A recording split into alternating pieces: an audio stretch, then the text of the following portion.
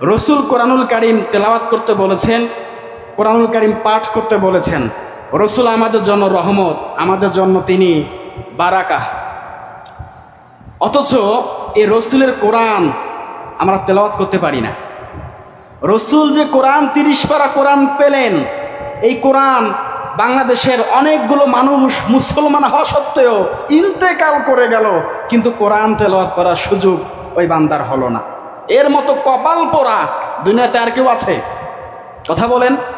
আহারে 60 বছর 70 বছর সময় পেলাম, এই 70 বছর বয়সেও এই পবিত্র কোরআন কারীম তেলাওয়াত করতে পারলাম না। এই 70 বছর বয়সে একটা কোরআনের আয়াতও স্পষ্টভাবে পড়তে পারলাম না। তার চেয়ে কপাল পোড়া আর কে হতে পারে? এতগুলো মানুষ আমরা কোরআন পড়তে পারি না। আমার মনে হয় প্রতিটা মসজিদে মসজিদে কোরআন শিক্ষার ব্যবস্থা বাধ্যতামূলক করা উচিত। অন্তত পক্ষে সবাইকে কোরআন জানাইতে হবে, কোরআন বোঝাইতে হবে।